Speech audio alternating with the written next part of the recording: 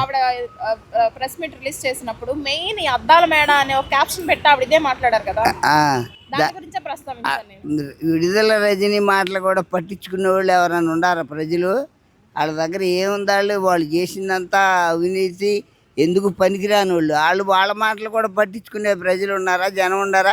వాళ్ళకి ఏం లేదు, ప్రజలు వాళ్ళని గుర్తించే వాళ్ళు ఎవరు లేరు. విడుదల రజనీ కూడా ఒక నాయకురాలు, దాని మాటలు మేము వింటాం, మాకేం అక్కర్లే వాళ్ళ మాటలు మేము నమ్మం. అది పాలక పక్షం ఉన్నప్పుడు ప్రతిపక్షం ఎక్కడైనా ఉంటది కదా, ఎందుకు తీసుకోలేకపోతున్నారు ప్రతిపక్షం మాటలు?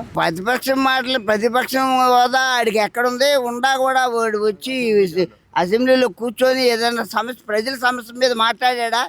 చంద్రబాబు నీకు ఇన్ని సీట్లు ఇస్తే నీ ఇష్ట ప్రకారం చేస్తున్నావు, ఇది తప్పు చేస్తున్నావు, ఈ ప్రజల సొమ్ము దోచేస్తున్నావు, ఇది చేస్తున్నావు, అది చేస్తున్నావు ఏదైనా మాట్లాడా? ఏనాడన్నా అసెంబ్లీకి వచ్చాడా? వాడి గురించి మాట్లాడుకోవటమే వేస్ట్. ఓడించడానికి ముగ్గురు కలిశారు, ఆ ముగ్గురు పొత్తుంటేనే ఎప్పుడైనా జగన్ పక్కన పెట్టగలరా? జగన్ ముగ్గురు కలవపోయినా గెలిచేవాళ్ళే తెలుగుదేశం. ఆ టైం అట్లా వచ్చింది, ముగ్గురు కలిశారు, అది మంచి పరిణామమే, తప్పేం కాదు. వాళ్ళకి కలిసినందువల్లే గెలిచాడు అనుకోవటం తప్పు. జనసేన ఎమ్మెల్యేలు ఎందుకు ప్రతిసారి రోడ్డు మీదకి వచ్చేస్తున్నారు ఆడవాళ్ళ విషయాలలో? ఆడవాళ్ళ విషయంలో ఎవరైనా రావాలిగా, నేనైనా వస్తా. నిన్నెవరనంటే మేము ఊరుకుంటామా? ఆడవాళ్ళు బాధితులు అవడానికి కూడా మెయిన్ కారణం ఎమ్మెల్యేలు అవుతున్నారు. ఆరవ శ్రీధర్ గారిని చూస్తే ఎవడో ఒకడు ఉంటాడులే, ఒకడు ఉండకుండా ఉంటాడా? అందరిలోనూ ఉంటారు. ఇప్పుడు ఉండాలి 10 మందిలో ఒక చెడ్డోడు ఉండకుండా ఉంటాడా? అందరూ మంచి వాళ్ళే ఉంటే ఎట్టా? కూటమి ప్రక్షాళన చేస్తుంది, చెడు మేము కూడా సహించమన్న వాళ్ళు మరి యాక్షన్ తీసుకోవాలి కదా. ఎందుకు తీసుకోరు? అన్ని ప్రూఫ్లతో పాటు తీసుకుంటారు. తీసుకోకుండా ఉన్నారా? ఎంతమందిని అరెస్ట్ చేశారు కూటమి ప్రభుత్వం వచ్చాక? ఏమీ తీసుకోకుండానే జరిగినాయి అవన్నీ. అన్నీ జరుగుతారు. రేపు ఎల్లుండి కొడాలని కూడా వేస్తారు, అందరినీ వేస్తారు. కంగారు పడబాకండి. ఒకసారి వేసామనుకో, అమ్మ వీళ్ళు వచ్చింది వాళ్ళ మీద కక్ష తెచ్చుకోవటానికా, పరిపాలన చేయటానికని మీరే అంటారు మళ్ళా. కాబట్టి నిదానంగా చేసుకొస్తున్నాడు, అన్నీ చేస్తాడు, మీరు ఏ కంగారు పడవసరం. అయితే ఇప్పుడు కూటమి పాలనలో కొన్ని సూపర్ 6 అమలు అవ్వలేదు, కొన్ని నామమాత్రంగానే జరుగుతున్నాయి అంటున్నారు. ఫర్ ఎగ్జాంపుల్ తీసుకుంటే ఇప్పుడు పిల్లలు ఎంతమంది ఉంటే అంతమందికి అమ్మఒడి వేస్తామంటున్నారు, కానీ ఇంకా కొన్ని పడలేదు, పెండింగ్ ఉన్నాయి. ఇంకోటి కొత్త పెన్షన్లు ఇంకా అప్రూవ్ అవ్వలేదు, ఇంకా అసలు విడుదల అవ్వలేదు. ఇప్పుడు అమ్మ కడుపులోంచి పుట్టంగానే నువ్వు వచ్చే స్పీకర్ పట్టుకొని మాట్లాడావు మా దగ్గర. ఎంతకాలం పట్టింది నీకు? ఎన్ని ఒడిదుడుకులు చేసుకొని ఈ వయసుకు వచ్చావు? అవుతాయి, అన్నీ అవుతాయి. కంగారు పడకుండా ఉంటే అన్నీ అవుతాయి. ఎంతవరకు చేశాడు ఈ జగన్ పరిపాలన? ఏం చేశాడు? ఇక్కడ ఏం జరుగుతున్నాయి అన్నీ చూస్తున్నారు ప్రజలు. ఎవరో ఒకటి ఎదవ చెప్పినంత మాత్రాన, విడుదల రజనీ లాంటివి చెప్పినంత మాత్రాన ప్రజలేమి నమ్మే స్థితిలో లేరు. వాళ్ళకి అందరికీ జ్ఞానం ఉంది, చూస్తున్నారు, పేపర్ చదువుతున్నారు. లోకల్ మీడియా బాగా ఎక్కువైంది. మీ మీడియా ద్వారా కూడా మంచి ఏంటో చెడు ఏంటో వాళ్ళకి తెలుస్తుంది, అన్నీ జరుగుతాయి. అయితే సార్ జగన్ ఇప్పుడు నిన్న క్రాంతి కుమార్ కుటుంబ సభ్యులను పరామర్శించడానికి వచ్చారు. అయితే ఆయనకున్న క్రేజ్ ఇప్పుడు జనాలలో అంత విరక్తి వచ్చినప్పుడు ఆయన వెనక అంత లక్షల మంది ఎందుకు ఫాలో అవుతున్నారు? ఏమి రాట్లా లక్షల మంది. అక్కడ వచ్చిన 10 మందిని మీరు వెనక నుంచి, ఎదరు నుంచి, పక్క నుంచి చూపించి 5,000 మంది కింద చూపిస్తున్నారు. వాడి దగ్గరకు వచ్చేది 10 మంది, మీరు దాన్ని 100 మంది కింద చూపిస్తున్నారు. ఆయనకి అనుకూలంగా ఉన్న మీడియా అక్కడ చూపిస్తున్నారు. లైవ్లో ఏం లేదు, అంతమంది లేరు, అంతమంది ఏమి రారు. వచ్చానికి కూడా పర్మిషన్ కావాలి కదా. నీకు ఇష్టం వచ్చినట్టు వస్తే ఇచ్చేస్తారండి పర్మిషన్? ప్రభుత్వం ఇవ్వదు కదా. సాయి కృష్ణ కస్టోడియల్ డెత్ అని ఆరోపణలు ఉన్నాయి, దానిపైన మీరు అసలు ఆరోపణ చేసిన వాళ్ళు ఎదవలంట. వాడు ఏమన్నా నాయకుడా? దేశాన్ని ఉద్ధరించాడా? లేకపోతే ఏమన్నా మంచి పనులు చేశాడా? గుళ్ళు కట్టించాడా? ఎందుకని ఆడికి అంత క్రేజ్ ఇస్తున్నారు? మీ మీడియా వాళ్ళు చేసేదే ఇదంతా. వాడు ఒక అమ్మాయిని 7గురితో రేప్ చేయించాడు, ఒక అమ్మాయిని హెరాస్ చేస్తే తండ్రి ఆత్మహత్య చేసుకున్నాడు. వాడి గురించి కూడా మీరు ఏం లేదు, మీ మీడియా వాళ్ళ గురించే ఇదంతా జరుగుతుంది. వాడిని చంపితే మాట్లాడతాం ఏంటి? అసలు వాడు పెద్ద క్రిమినల్. ఒక ఆర్డర్లో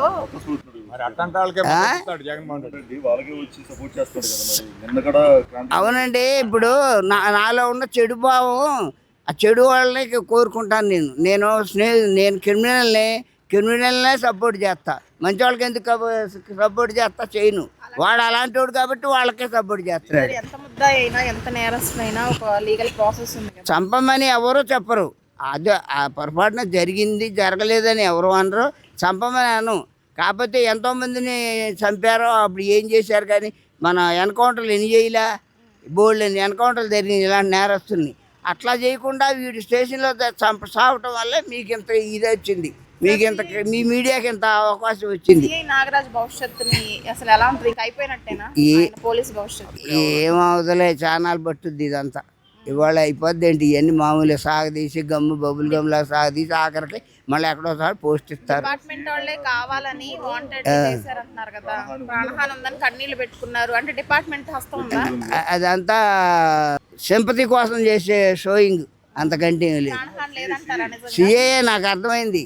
సిఏఏ ఎవరి ప్రాణాన్ని అది తప్పు చేస్తే మాత్రం ఆఫీసుని చంపేస్తారు. వాళ్ళ డిపార్ట్మెంట్లో వాళ్ళు వాళ్ళ డిపార్ట్మెంట్ని ఏం చేయరు, అల్లర్లు చేస్తున్నారు కాబట్టి వాడిని అట్లా అనచడం కోసం వాడిని ఏదో అరెస్ట్ చేశారు. కానీ వాడికి ఏం అవ్వదు. వాడు ఎవరు మద్దతు ఇస్తారంటారు? రాజకీయ పక్షాలు ఇస్తాయా, డిపార్ట్మెంట్ వారు ఇస్తారా? ప్రజలు కొంతమంది ఆయన కావాలని అడుగుతున్నారు, కృష్ణా ప్రజలు. అవును, ఎందుకని ఇలాంటి యదవులను చంపాడు కాబట్టి మంచిదే, ఆయన తప్పని నేను కూడా అన్నాను.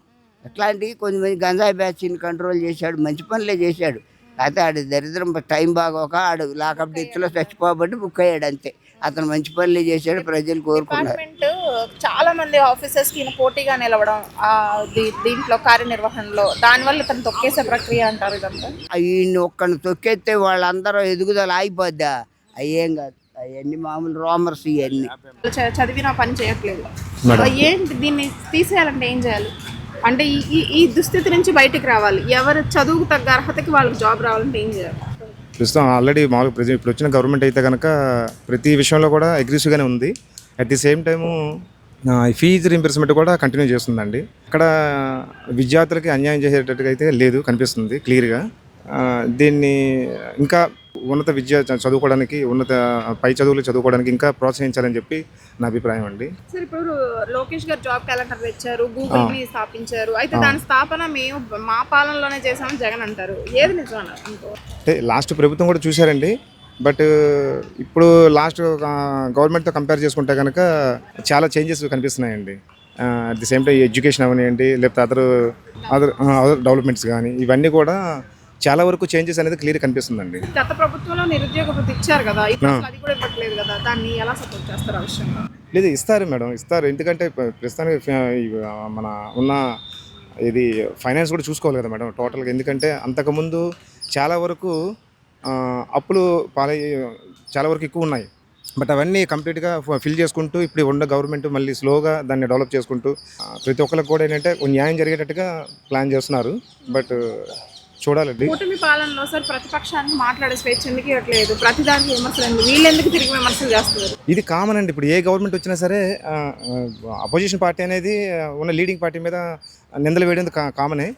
కాకపోతే ఏది ఎంతవరకు ప్రజలకు మనం చేసేది ఎంతవరకు మంచి కానీ చెడు కానీ ఎంతవరకు ప్రజలకు రీచ్ అవుతుంది అనేది మెయిన్ ఇంపార్టెంట్. సో అది దాన్ని దృష్టిలో పెట్టుకొని ప్రజలకి ఎంతవరకు చేరుకులో ఉండి వాళ్ళని దృష్టిలో పెట్టుకొని వాళ్ళకి అది అన్ని రకాలుగా లైక్ ఏంటంటే ఎడ్యుకేషన్ అవనివ్వండి, లేకపోతే అదర్ జాబ్ క్యాలెండర్స్ కానీ, ఏదైనా సరే ప్రతిదీ కూడా ప్రజలకి చేరుకునేటట్లుగా వాళ్ళకి ఇంప్లిమెంటేషన్ అయ్యేటట్టుగా గవర్నమెంట్ చూసుకోవాలని నా ఉద్దేశం. స్కూల్స్ తెరిచారు, ప్రైవేట్ స్కూల్స్ పేరుతో భారీ ఫీజులు వేసేస్తున్నారు. గవర్నమెంట్ చూస్తేనేమో మేము ప్రభుత్వ బళ్ళు బాగా డెవలప్ చేసామంటారు. అలా చేస్తే వీళ్ళు ఎందుకు ప్రైవేట్ స్కూల్స్ అని పడుతున్నారు ప్రజలు? ప్రైవేట్ స్కూల్స్ కూడా ఫీజులు తగ్గించేటట్టు ఉండాలి. ఇప్పుడు లైక్ ఏంటంటే రీసెంట్గా చెన్నై గవర్నమెంట్ ఉంది మేడం. ఇప్పుడు రీసెంట్గా సీఎం విజయ్ అయ్యారు. ఆయన మినిమం ఎడ్యుకేషన్ ఏంటంటే ఏ స్కూల్ అయినా సరే గవర్నమెంట్ ప్రైవేట్ స్కూల్ అవనివ్వండి, గవర్నమెంట్ స్కూల్ అవనివ్వండి, ప్రైవేట్ స్కూల్ అంటే మినిమం 26,000.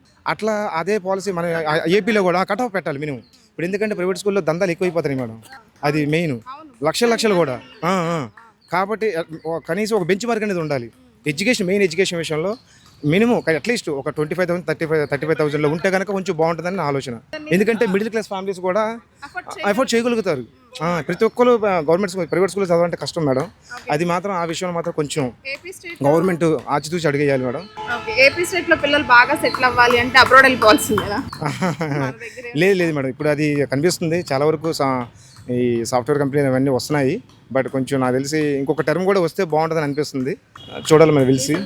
సాయికృష్ణ చనిపోయాక క్రాంతి కుమార్ కూడా వెలుగులోకి వచ్చాడు. అవునవును. నిజంగా సిఐ నాగరాజు హేయమైన చర్య కదా అది. ఎవరిని సపోర్ట్ చేస్తారు, వీళ్ళనా సిఐనా? అంటే మేడం ఇది యాక్చువల్గా ఒక కామన్ మ్యాన్గా ఏంటంటే మేడం హత్య చేయబడిన వ్యక్తి గురించి కూడా మనం ఆలోచించాలి.